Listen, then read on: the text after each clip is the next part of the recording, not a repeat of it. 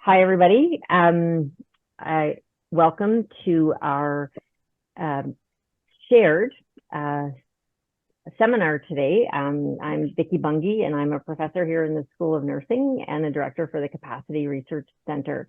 And I want to thank everybody for taking the time to come. And before I hand it over to Shaheen to introduce us, to welcome us to the space and to walk us through what we're going to talk about, but just want to give a shout out that it's a combined and collaborative series from the UBC School of Nursing here on the Vancouver campus, our research toolbox series, as well as our regular semi-monthly capacity seminar series. So thank you for taking the time, and I will hand it over to Shaheen to welcome us to the space and to get us going.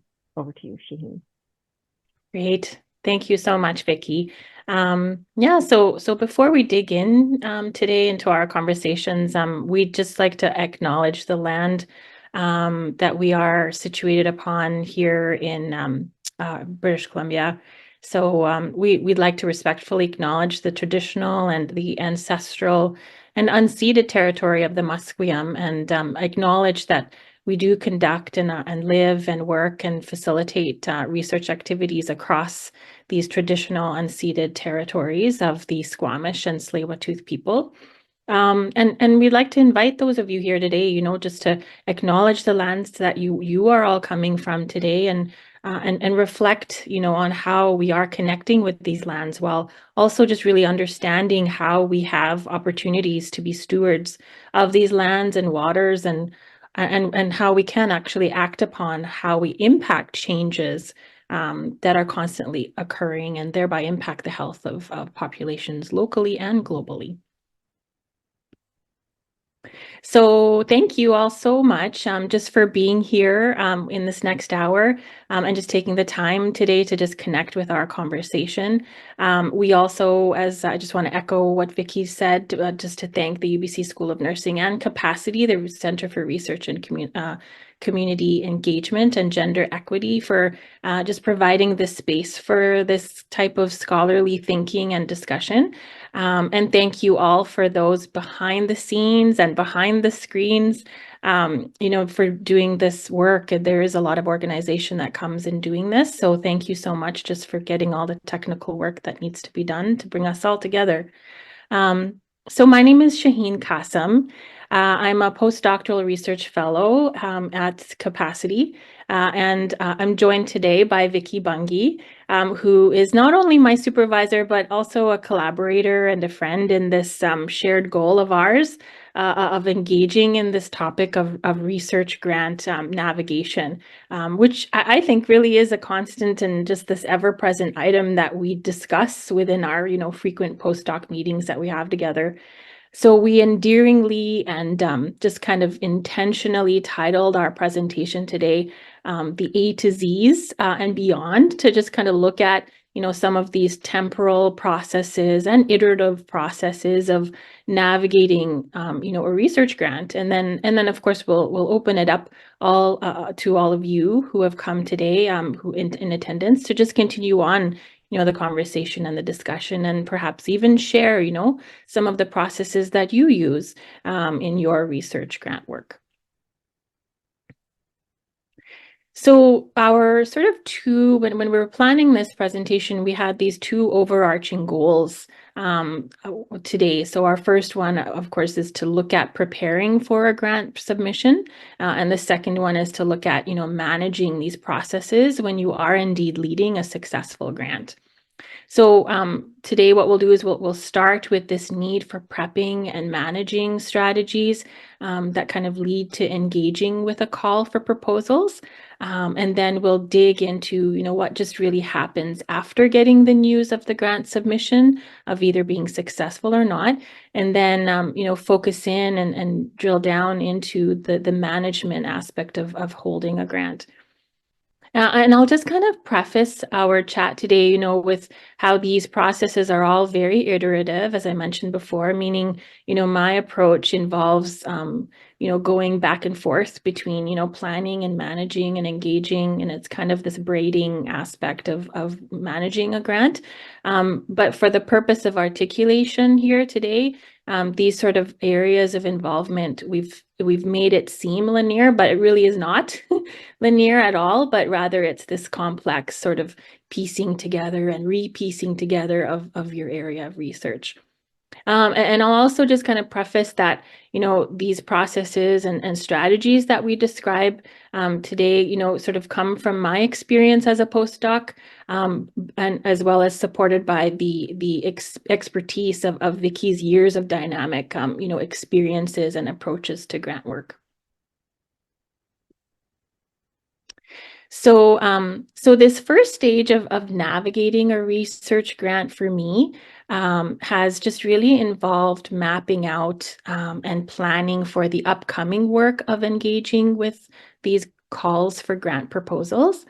So in that thinking work that is really done, of which calls to really meaningfully connect with and engage with, there's this strategy of meeting yourself where you're at. So for me as a postdoc, I think about and bounce ideas off of Vicky, my supervisor, and my team, on what can I qualify for and what can actually build and continue to build my skills and my capacities towards just really, like setting myself up for future successes related to building this program of research and having it funded.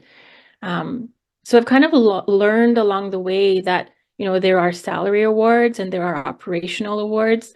And so mapping which ones I need at what point and when are some of the emergent, just those are kind of some of the emergent learnings for me, as a postdoc. So whether you're a postdoc like me or whether you're an early career researcher, or if you're a PhD candidate or a clinical scientist, and we've put sort of intentionally this fill in the blank space, here to just sort of open up space for future roles or other roles that are perhaps in the room today, or who listen in later on to this session, but still have this shared experience of grant navigation. So just really meeting yourself where you're at, in your career. But while you also need to sort of meet yourself and accommodate where you're at in your life as well. Some of us work, some of us are taking classes, some of us, have a family, have children, have, others that we're caring for. And so, those sort of life circumstances that we're navigating while also juggling our careers, as well as the social constructs that we live with, all sort of kind of intermingle and interplay and constantly change, and interact, while also sort of understanding and continuously kind of revisiting, where you're at. And that all sort of informs, what are your capacities? So it just really is sort of this iterative nature of meeting yourself where you're at, constantly, and just sort of thinking about all of those different cogs in the wheel and how they interrelate with each other. And then, of course, this strategy of building your team is just, another approach and within this sort of overarching phase and process that I feel just really is significant, as it just really creates this structure of support for you, just as you move forward in building your work and building your proposal. So just really identifying who are these people. I think Vicky has said this in the past, who are these peeps, like finding your peeps that can really, support you with your experience, people who have expertise and who have this experience of coordinating pieces of grant application, while also acknowledging the need to meet you where you at and sort of understanding who you are as a person. I think just really connects you with understanding who you are even more. So for me, my supportive structure has just really involved my supervisor, Vicky, who's also my mentor and is someone who just really provides guidance on which grant would fit with my research and sort of the methodological approaches that I'm interested in.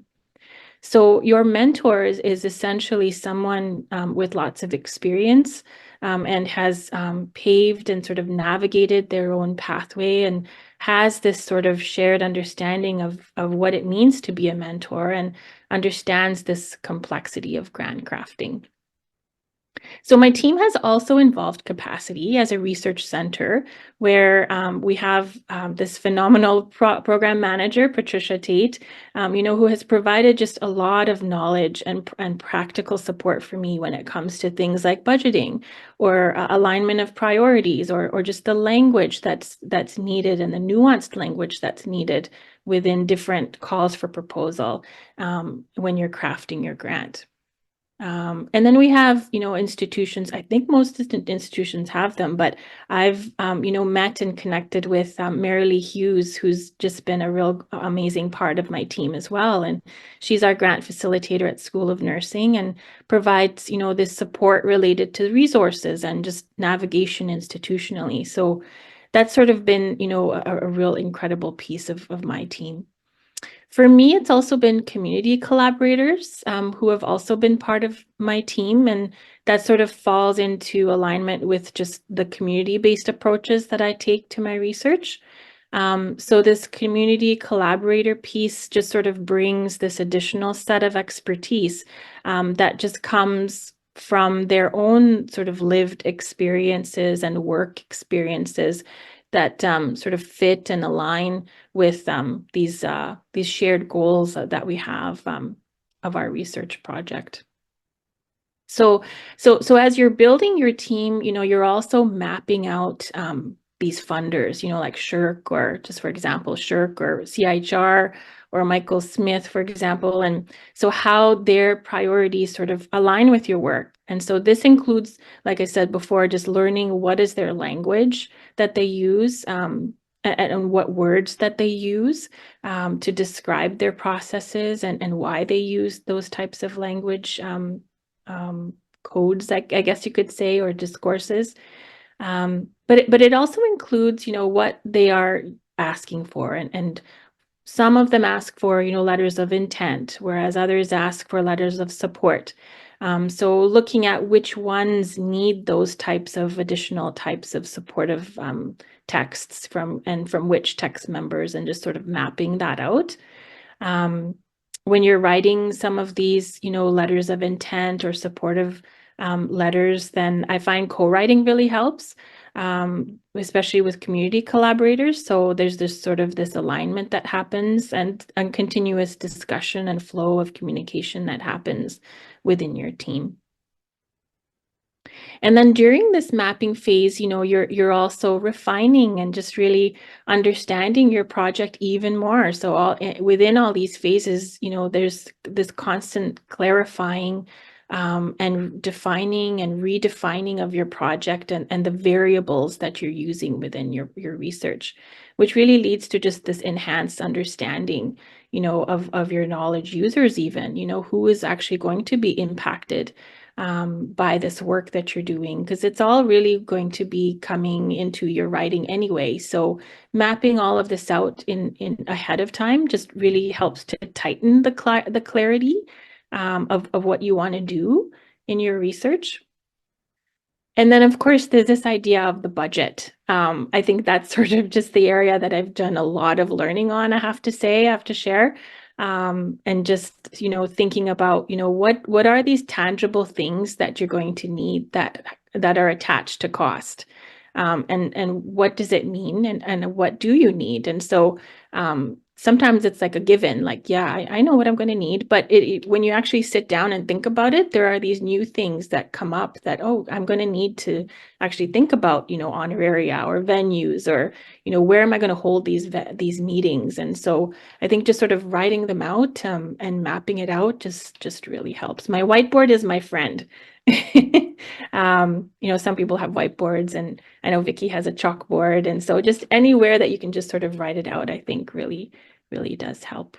So yeah, so before we move forward, Vicky, if there's any thoughts at all that come about or anything that you're thinking about as I'm talking, and anything Yeah, that you want to share? Yeah. yeah. Thanks, Shaheen.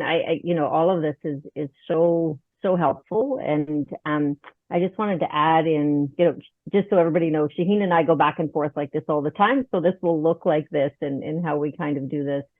But it's in thinking about the people, one of the things that I find a lot of people ask, who needs to be, who do I need to work with, or what does a team need to look like? And I think it's really important to think about the fit, both the philosophical, theoretical, methodological, thinking about those kinds of things with as you think about a team. And as Shaheen said, do you who and what kind of wraparound support do you need to actually make this successful, and who, given we all do different types of research in different ways, thinking about also who are some of those whose perspectives and whose voices need to be integrated into that team as you think through and about how you're going to present this, and think about the kind of work that you're going to do and how that kind of can meaningfully happen, and how to strategize that. So that's one piece. And then the other piece, and we're going to talk a bit about engaging with the call, but is also in thinking through, particularly when we're working with the community partners in various ways, shapes, and forms, particularly whether Jean and I both do a lot of work within the not-for-profit sector, and is that collaboration around letters and recognizing, like, just that this might be something new or might be different, and that it's so important and to think about what that letter needs to look like and represent, and how to support an engagement and conversation with those team members around the language that is in these kinds of calls and the languaging of grants. And it's different. So, there's different things as a letter of, support or versus a letter that is what their specific commitment is, and ensuring that we understand those different things and are able to have those kinds of conversations. So I'll hand it back to you, Shaheen. Yeah, that's such a good point, that there's this constant learning that happens as, as the research person and as the person who's kind of, going for the calls, but also you're learning from your team, and the team's learning from you as well. So yeah, that's such a great point. Thank you so much, Vicky. Yeah. So yeah, so once this call sort of drops and it's the proposals come out, then maybe even a bit prior to it coming out, there is some information that's available that can kind of inform this process of timelining that I tend to do, which I actually enjoy doing. I'm not saying that I'm like 100% good at it, but I do enjoy doing it. Like I think that it's just a great way to just really map out, what is it that I need to do and when. So it's a process that really looks at my own capacities again. So there's just this iterative, as an example of iterativeness, where I'm going back and just looking at, okay, what does it mean for me and my time with my family and my other work? And where it can actually fit what the call is being asked for. And every year things kind of change, a little bit. So, while you might go on, what happened the year before or a few years before, things do kind of change every year. This timelining also sort of means the continuous communication. So just really continually communicating with my team to see what I need from them, what they need from me, and just to sort of tailor some of the pieces to what the call is asking for. And just, sort of knowing that most calls have, different levels of deadlines. So some have institutional deadlines, and then they also have an online deadline.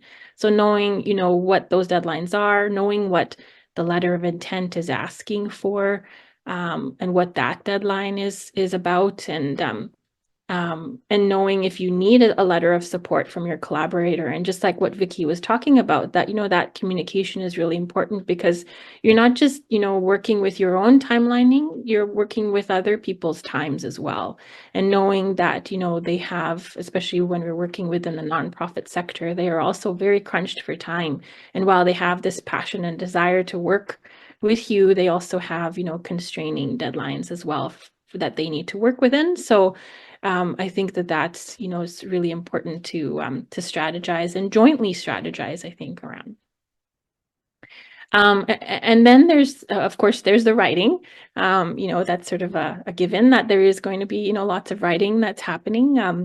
And I'll just kind of lean on just my most recent experience, which kind of involved looking at, what the different pieces that were needed within this grant. So, for example, there was a 5-page document on your project. There was the budget. There were other things, and so I printed them all out, because I'm so in front of my screen all the time that sometimes I need to move around, and that's just me. That's just how I work.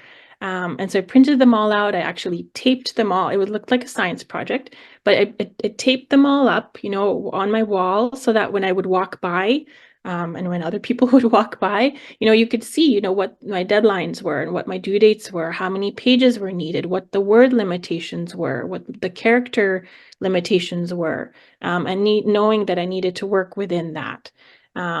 And so there's this close following of what the call is, just really remaining close to what they're asking for, that I've really just sort of learned over time, and that it's really necessary to just involve and just be really connected to what that ask is, and even using some of the same language that they're using, and using, the same headings actually that they're asking for as well. And I've kind of learned as well, just to sort of continue, there's just, and, I've been writing now for a long time, throughout my master's, throughout my doctorate, and now, and sort of, there's this continuous process of learning of how to be clear, this clarity and this succinctness, just being really tight with your writing, and this flow. There's just logic that needs to sort of come about, and that sort of comes with, the fact that you are, talking to someone, your funder, and you're talking to someone, your reviewer, these audiences that don't know what you're doing. And so there's this assumption that needs to be in the back of your mind and sort of foundational when you're writing, that they have no idea what you're talking about. And so you really need to be clear, and simplify the complexity to be sort of, then it was just kind of a juxtaposition there, but you're simplifying the complex work that you're doing to talk about, what is it that you want to do and how and why. And so just that justification process within your writing. And then also just really understanding, what is your plan? What are your short-term goals? What are your long-term goals? And again, this is going back to some of the planning part that you might have already done and are continuing to refine. What are your approaches? What's the methodology that you're approaching this with, and how is it grounded in your theoretical approach? So mapping all of this out, drawing on the literature, and just really simplifying it step by step, in a clear and succinct way within your writing. And then, just really looking at the call closely to look at how is your call actually allocating its emphasis on feasibility, or how is it actually looking at the challenge of the area that you're looking at, and the capability, so the resources that you have in place. So all of that needs to really be part of your writing, so that you can put your energy into where it needs to be, where it's going to be evaluated. And then back to budgeting, budgeting is of course part of it. So, the fact that you've started early really does help, because you can, look at, what is it that is eligible to be funded, what's not eligible to be funded. And so that you need to be very clear and stay close to that call, and those sort of definitions that the call has outlined for you. So yeah, so Vicky, any thoughts on that at all, or anything that sort of comes to mind for you? Yeah, one of the things that comes up a lot is it's thinking about your audience of the reviewers. So one of the things we've got, the call, we've got the instructions, the guidelines, be they CIHR, SSHRC, Michael Smith, even if you're looking at donor, those kinds of things. But one of the things is recognizing that, remember reviewers, there is always these reviewers, these peer reviewers that are looking to evaluate based on like how feasible is this, what's the likelihood of success, do you have the right team, the resources, and is this a significant issue? And as a review, I've been a reviewer a lot with CIHR, particularly in their Institute of Sex, Gender, and Health over the last 3 years. And I can tell you that people want to fund, right? You see a lot of negative stuff about reviewers, and we've all had bad reviews. But as a group and as a team, reviewers are looking to fund, but they're looking for that clarity, and they are looking for transparency. And they will look at your proposal, they will look at your CV, and they will look at your budget. And unless they are asking specifics for appendix, remember that they're not required to look at any of the appendices unless they ask specifically. And in actual fact, a reviewer might have between 10 and 15 grants. And when you see a 400-page proposal, it's really difficult to think about, reviewing all of that material. And I know that CIHR is changing. They've changed a lot of what the appendices in that thing are, and there's all those details. But remember that you're writing to people who want to be able to fund you. It's highly competitive, but it is also, it's not the time to create debate it's not a teachable moment. So it's a general rule of thumb of once you get into an intense discussion within a review panel, the likelihood of a grant getting funded becomes quite a bit lower.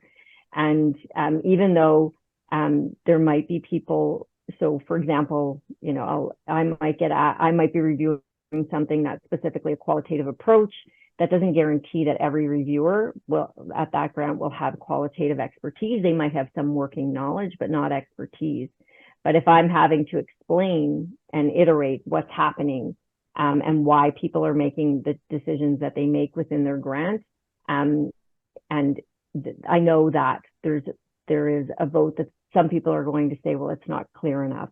So there's no such thing as a perfect grant. I will say that you will always get feedback, but it's a time to be clear and succinct, as Shaheen said, and it's not a time to expect people to understand or to get over it, which we would, you'll get some comments back and you see people have really missed the boat. But it's and it is just to engage with that, get feedback, and embrace it, because and just think about you have a lot of expertise in what you're doing, but I might be reviewing something that is so far in terms of substantively it's out of my area, in some way, shape, or form, or I always think about this with these large, complex statistical ones as well, is that you will have like researchers on there who get all that, but you will also have reviewers who won't have the same working understanding, and it's all a group vote after the case gets presented. And so if there's questions or a lack of clarity, and walk through, make it simple for people to just follow your logic is my I think the greatest piece. And I really like I can't reinforce what Shaheen said enough, that it changes yearly. So even if you have examples, know that there's always tweaks and changes and that sort of thing. So thanks. Back to you, Shaheen. Great point. Yeah. Thank you so much. Yeah. Yeah. So, so you've put this package together, this project together. It's your baby. You've submitted it. You've hit send, and now you're waiting, and you're breathing, and you're getting back to the rest of your work that you kind of put aside to get this work done, and then the announcement comes out. And then, so once the announcement comes out, and of course, not all of us will be successful, and that's okay. It's still a learning experience. We learn how to write in different ways. We've developed these intense skills that have happened over the course of this proposal building, that are transferable, and you build upon them. And so we can use some of this writing that's already been done that perhaps wasn't successful to get the grant, but could inform and develop a manuscript perhaps, or continue to clarify your questions and your program of scholarship. So like if you're not successful, and that does happen, I'm sure more than once for most of us, if not all of us here, then I take that time to just really regroup with my community and with my team, and to just really debrief, and celebrate as well that this was work that we did, and this was a relationship that we had together, and we're going to continue to map out what the future holds and what other funding opportunities we can actually engage with. So there's this continuation of mapping out of what's next for funding calls. And then if you are successful, then congratulations, and take up your glass and cheers, and again do the same thing, regroup with your team, celebrate. But then also there's this other practical stuff that now lies ahead, which involves just this coordination and this management, which is sort of now what we're going to move into. So one thing that I do revisit is my proposal, because it's kind of been sitting in my hard drive. I don't know if that's what it's called. It's in the cloud perhaps. And it has, it's been at least, a couple of months since, I've looked at it. But it's now, my recipe card that highlights, what needs to be done, and what were the timelines that I talked about in there, and that were mapped out previously. And so here, we need to look at, how does this revisit this timeline? How does it work now, a few months later, because things are always changing, in life. And so, revisiting your capacities, looking at that budget. I really like spreadsheets. I've learned to like them. I don't think I liked them before, but I do like them now, because it really helps to manage funds, and just really anticipate, some of the changes that does occur. It's inevitable, that cost, fluctuates within the constant changes of our economy. So, I prepare for those changes, and just prepare for being flexible and transparent, with my team. I think that transparency is so elemental, especially when you have, a team of community collaborators. Yeah. So Vicky, would you add anything to that before we move on to managing what it looks like to manage a team? I think we're good. Move on. Thank you. Yeah. Okay, awesome. So yeah, so I'll kind of perhaps turn this over to you, Vicky, as we sort of welcome everyone to this idea of research management, and look at what are these processes that help us move from building a team to actually managing a team. Great. Thank you. So one of the things that I think, that we kind of wanted to hit on is some of this piece of, everybody is busy, and it's great when, we have a funding success. And one of the things that means for us is we're now project managers. We're now program managers or project managers. And it's kind of thinking about, what does it mean to manage the work, to ensure that the work gets done, to create an environment that is supportive for the team, and how we kind of work together. And in that, there are several pieces, and depending on the size of your grant, or for many, it means engaging with students.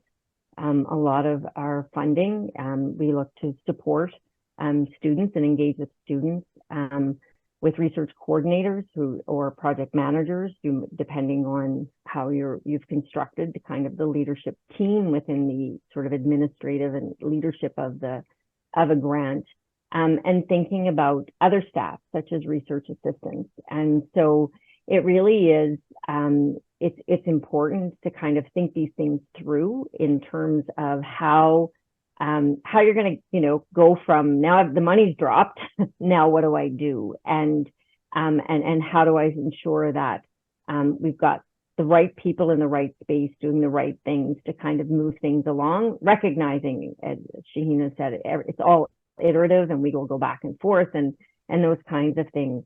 So things that are important to think about are job descriptions become very important. Usually in our grants, we will put in, where we have opportunities for trainees and students, and what that means, and versus staff, which are not in that trainee kind of role. And so understanding the difference between those roles, and what our responsibilities and accountabilities are within that as well. How do you get it posted, work within and understand the HR processes within your organization and institution? How do you create a job description? There are multiple job descriptions, getting copies. This is where folks who get to work with Marilee, who Marilee is a cornucopia of exemplars and that sort of thing, or talking to other researchers about how they've constructed their work is really important.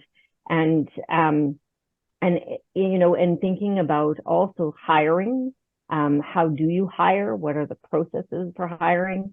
Not everybody will have been through that experience in their previous lives of academia or their other work. And so really thinking about what does the hiring process look like, understanding what an appropriate and fair hiring process is, and thinking about what inclusive practices are necessary to create a space in which you are inviting people to apply and what that means to the work that you do. And to work with HR folks who can help you. This isn't something you all have to do from scratch, but being very clear what the work complement is, and in terms of who's gonna, we all have research teams and we know people play different roles. And then there's this sort of core sub team that actually moves forward to ensure that, does the micro of getting all the work done. And I think that that's really important. And Jean, can we have next slide? Yeah. And then, so one of the things that that I've learned, I think over the years, is that when we build a team, we're building community, and we are a community in our project team, and that adds a lens to something for me that's been really, really important, because it's also recognizing that when we are in a position where we're managing staff or fostering training opportunities for students, and the crossover between those kinds of things, our job is in this management role is sort of twofold. It's to ensure the work keeps moving forward, but it also is about our responsibilities as the PI to actually create an environment where people can flourish and grow and learn, and understanding what that looks like and how we manage a grant. It's sort of, yes, all the work is moving forward, but how we think about our community and we think about our environment supports that people are able to engage with the work that needs to be done in the most meaningful and also productive kind of way. So we have to kind of also think about what our role is for people's professional development, their career stage, their career goals. And sometimes we lose sight of that. None of you may do that, but sometimes we lose sight of it because we have all these other competing demands. But as the lead, you may have a co-lead as well, it is our responsibility to ensure that if we have students, that they're learning and growing and achieving what they need within their training context. And it's also for staff as well, that people have the opportunity to thrive and flourish in the work environment that we're creating. And it is about how we integrate and think about those things into our research program as well. And remember that we all have lives, and in that we've learned a ton of skills, right? And so a lot of these skills are transferable. How we engage with people, how we work with people, how we create meaningful and supportive environments are all part of that. And sometimes it feels overwhelming, but they are transferable skills, and it's being comfortable in that and moving them forward. Shaheen, anything to add on that, or we can?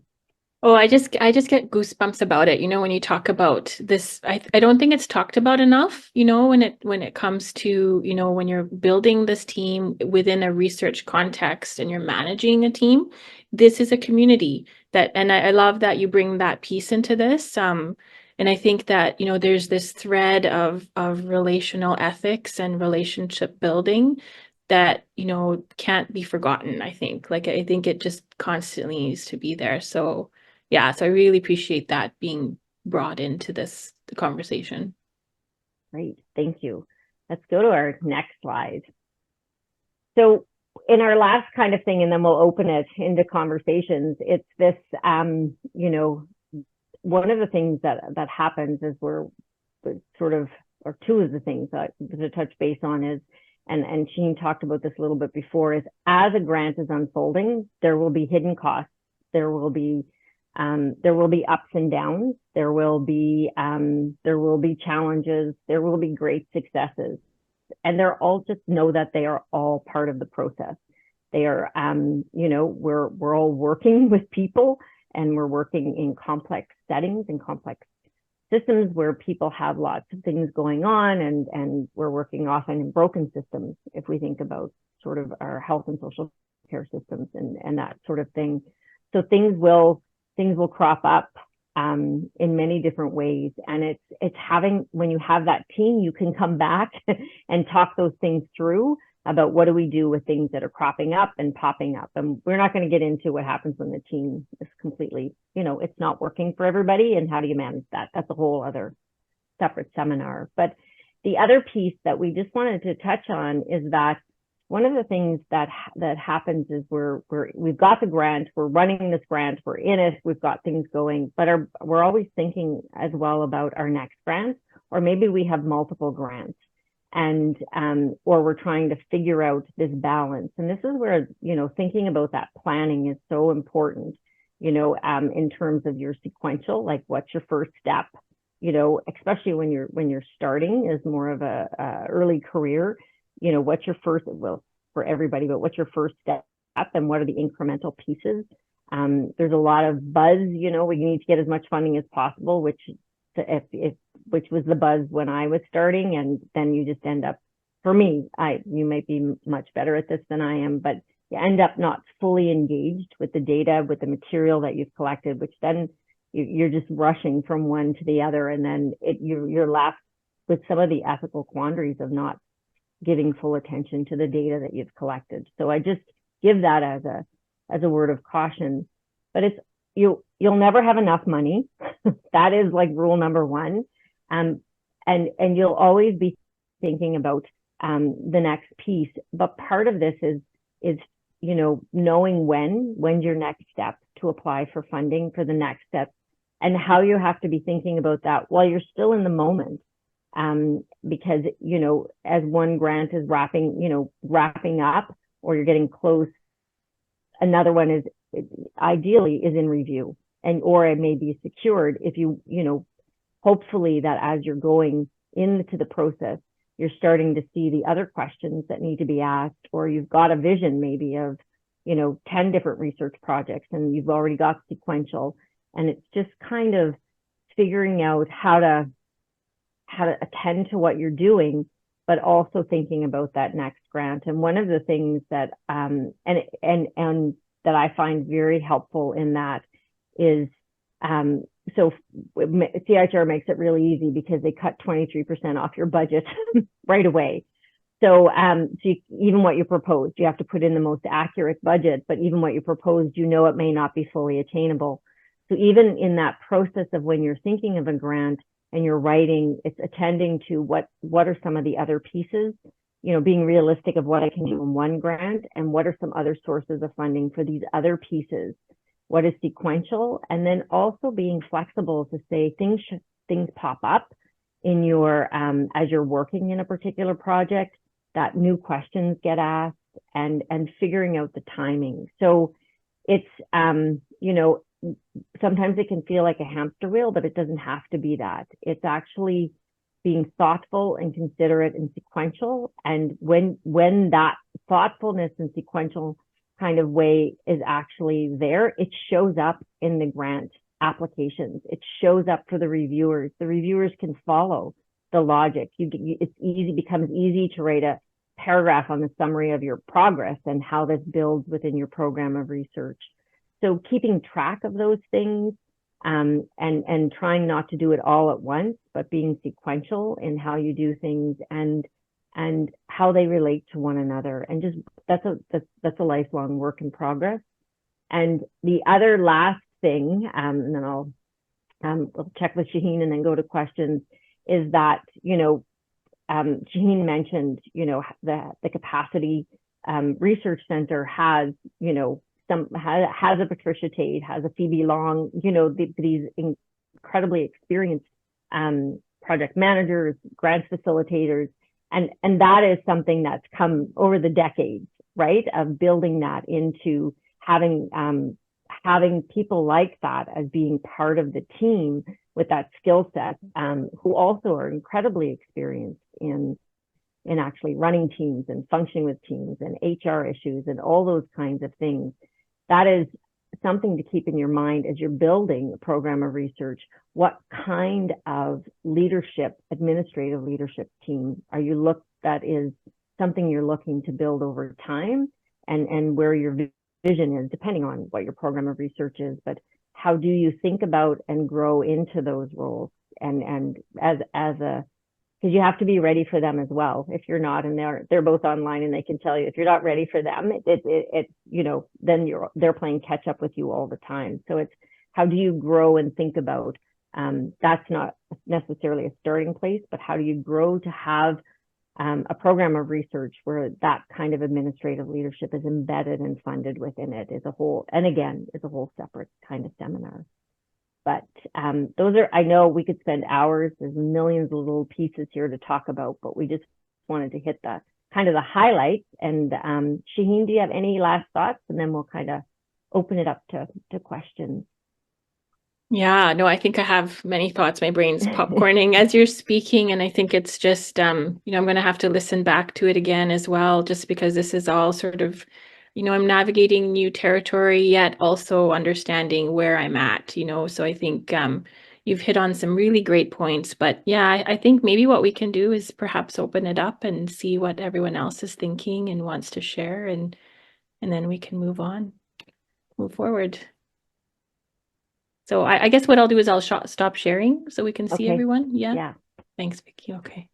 And I'll just let everybody know that we are, I forgot at the beginning, that we are recording, but the only pictures that show up are Shaheen and I and that kind of thing. So if anybody has a question, you can type it in or put your hand up, and we're happy to, or a comment or things you want to learn, with things we didn't cover, please just, any thoughts, questions, queries, we're happy to engage. Or even your own story, what's happening for you and what things have helped for you in your processes, or what hasn't helped, and just sort of sharing that. It looks like we have a hand up by Scott. Hi, Scott.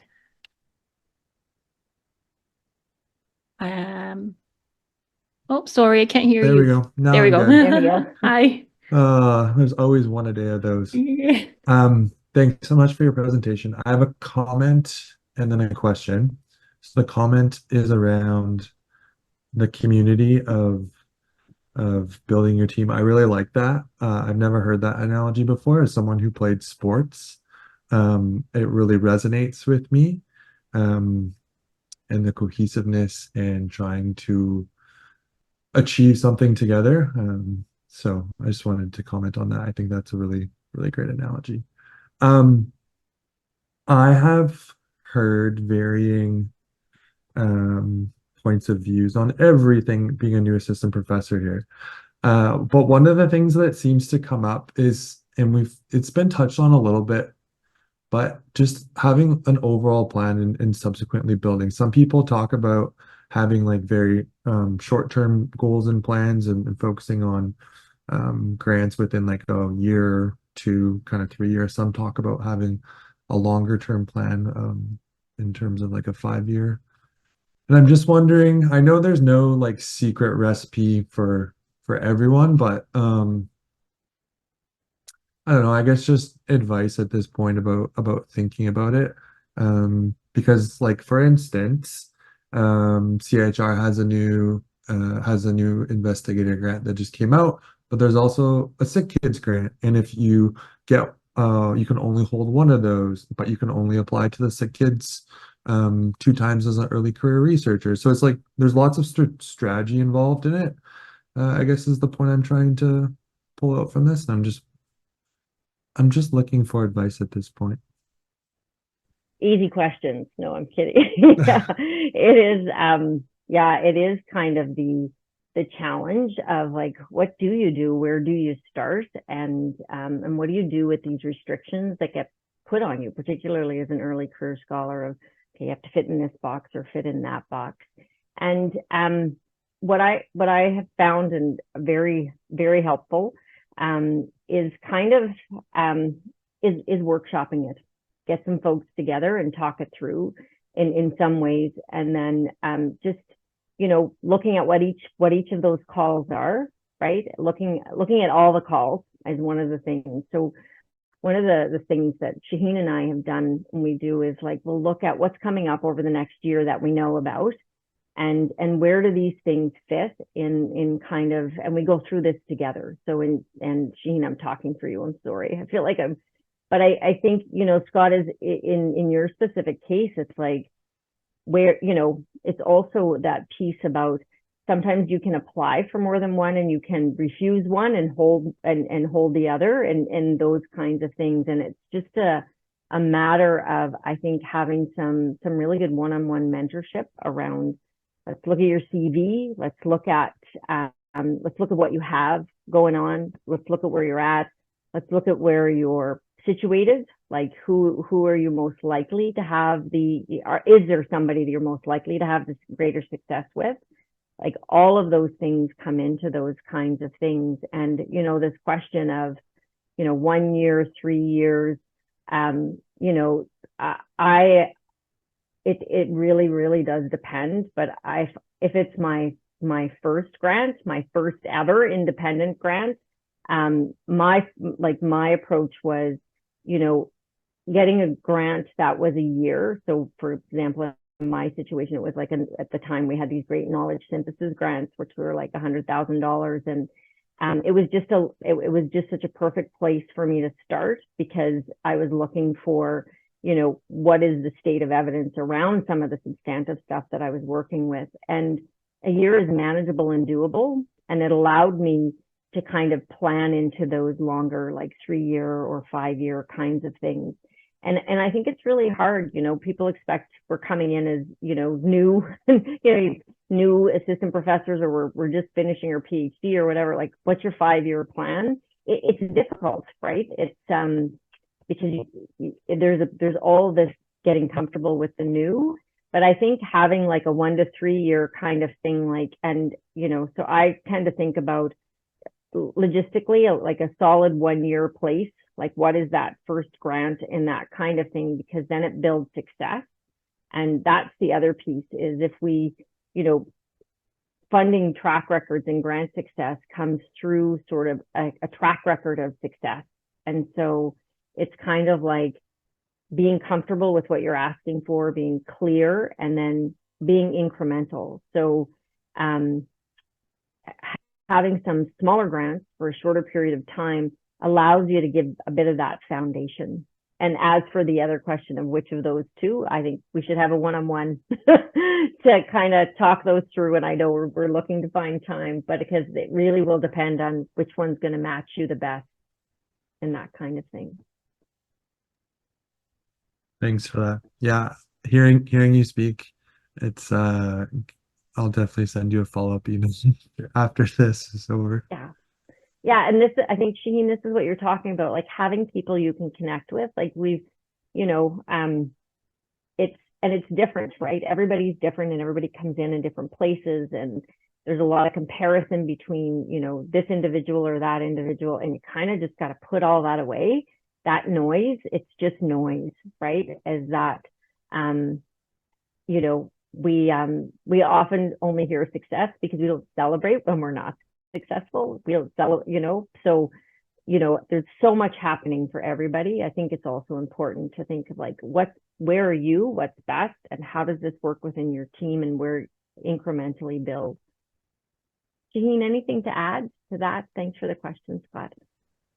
Yeah, and so I think just while you're speaking, I think it's what's coming forward for me is, you know, just that idea. There was this aha moment, I think, a little while ago when we first started together, where I was like, yeah, I need to like aim big, but start small. And I think there's this, you know, this value in starting small with these smaller grants. It's so valuable. Like I did this Shirk Peg grant that we were successful in. It's 1 year and it's this partnership, but I learned so much out of it. You know, in terms of how to do a grant, how to hold a grant, how to manage a team. And I'm still learning, but, you know, it just gave that sort of foundation to, you know, what is it that we want to do next? And I say we, because it's a team effort. And it gave that space, that 1 year, gave that space for all of us to really think through what it means to do research and to be engaged with a community. And to have this target population that also needs to have a voice within the work that we're doing. So it's, yeah, so aim big, start small. I think that's sort of what my motto is right now. I think will always be, yeah. Other questions, comments, thoughts?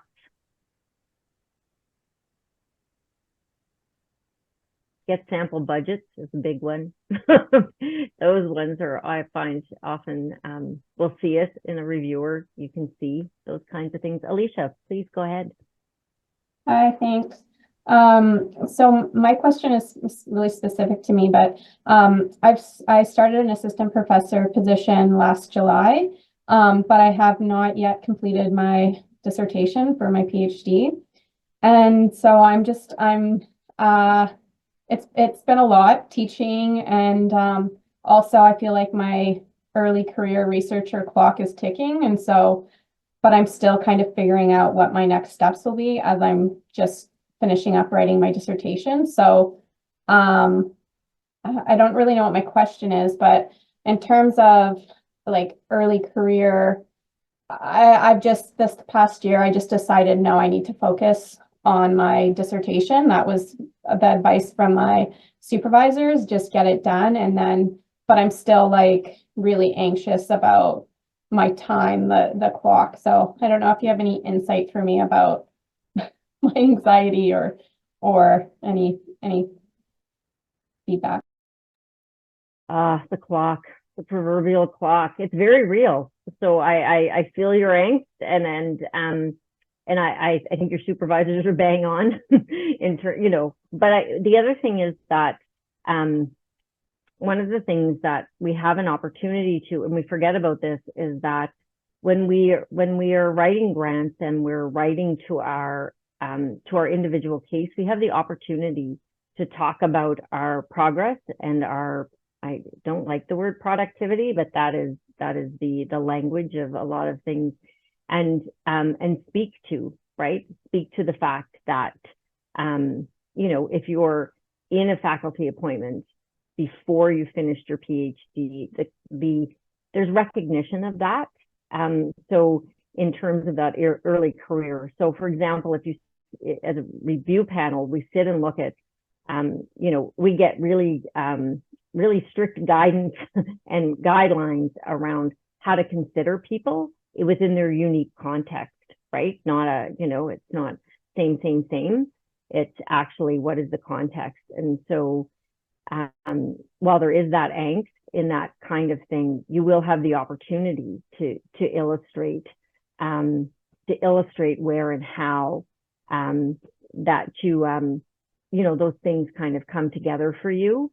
And the other piece is we're thinking about that, and this is something that I really support, and when I'm mentoring new supervisors, is to support your integration into like other things like publications or being listed on a grant, without having a huge amount of accountability and responsibility, but just being able to contribute in a way that is meaningful for you. And so that's a conversation, like if I'm a supervisor, I would have with somebody, is like, okay, I need to think about where you're going. Let's have a conversation, and how can I help, given where you're at, how can I help with your CV, so to speak, and support you in that. And it's worthwhile having that conversation as well. And Shaheen, I know we're gonna at another time, so I'll let you go ahead. Yeah, no, thanks for that question, Alicia. And I think that's what this space is about, is, we don't know sometimes what we're asking, but we have this experience, and we're in this sort of intersect of, uniqueness that perhaps you didn't really plan to be in.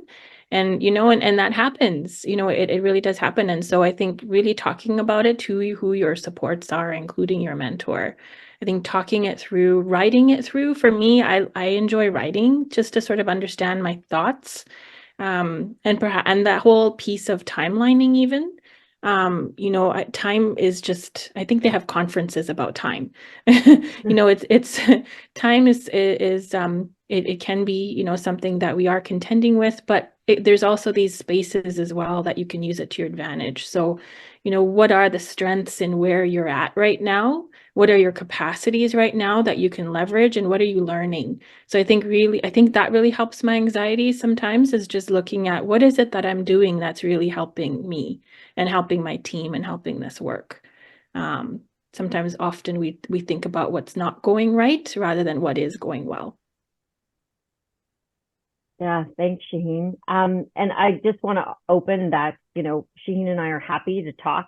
Shaheen has incredible insights into this complexity of navigating that helps me remember and remind me of those kinds of things. But within us offering this, and Marilee and as well, is that's part of what we're here for. And so please feel free to connect with us with any questions, or if we can, have a cup of tea and just strategy, those kinds of things.